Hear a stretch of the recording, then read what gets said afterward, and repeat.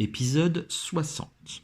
Thésée, pressé de découvrir la suite, se projeta quelques années plus tard. Il se retrouva au même endroit, tapi derrière les roseaux de la rivière. Il entendit alors une troupe bruyante approcher. C'étaient de jeunes garçons qui venaient se baigner, en riant et en chahutant. À peine dévêtus, ils se jetèrent à l'eau et s'ébrouèrent comme des chiens fous. Ils commencèrent à lutter les uns contre les autres. L'un d'entre eux attira l'attention de Thésée. Il avait un corps noueux et puissant, même s'il n'était pas très grand. Son regard était franc et direct. Il avait souvent le dessus, mais n'abusait pas de sa force pour faire plier ses adversaires. Dès qu'il avait vaincu, il relâchait son étreinte. Ce qui avait attiré le regard de Thésée, c'était le léger boitillement du jeune homme.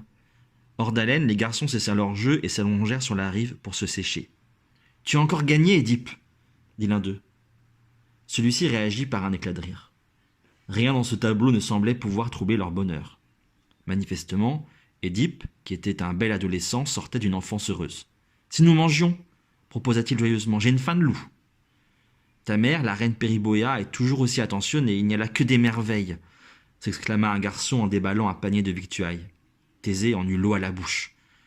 Il décida soudain de se montrer. Saisissant un bâton de berger, il s'approcha d'un pas nonchalant des jeunes gens. « Bonjour » lança-t-il, « vous n'auriez pas aperçu ma chèvre ?» Quelques moqueries et quolibets lui répondirent. Édipe fit taire les plaisanteries. « Nous n'avons rien vu de tel, mais si le cœur t'en dit, viens te joindre à nous. » C'est ainsi que Thésée se mêla aux amis d'Édipe.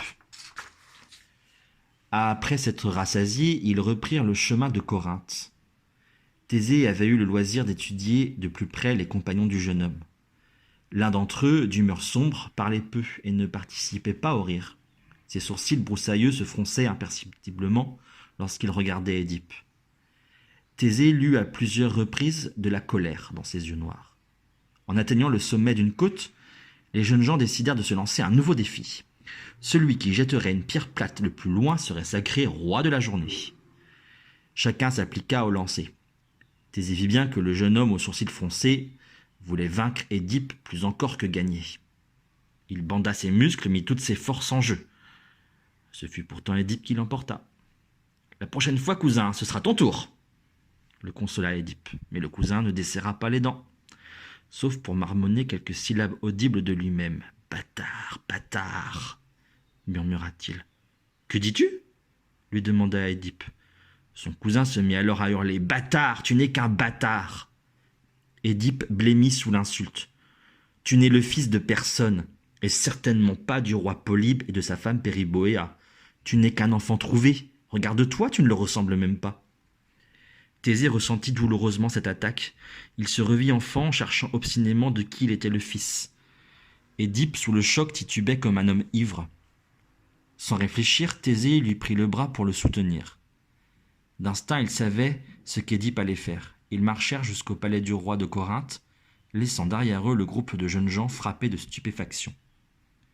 Ils pénétrèrent avec fracas dans la salle du trône. Le roi Polybe se leva d'un bond. Il n'était pas habitué à ce que son fils use de mauvaises manières. « Père, dis-moi la vérité » cria Édipe. « Suis-je ton fils ?» Polybe se troubla et répondit. « Mais oui, certainement. »« Alors pourquoi mon cousin prétend-il que je suis un enfant trouvé ? Pourquoi ?» insista le jeune homme. Alertée par ces éclats de voix inhabituels, la reine Périboea venait de faire son entrée. Elle entendit les derniers mots d'Édipe et laissa échapper un petit cri. Puis elle s'évanouit. Le malaise de la reine était-il un aveu ? Lorsqu'elle reprit connaissance, elle murmura simplement « Tu es mon fils à jamais, mon fils !» Bouleversée, Édipe embrassa longuement sa mère et étreignit son père. Mais désormais, un doute s'était insinué. Qui étaient vraiment ses parents ?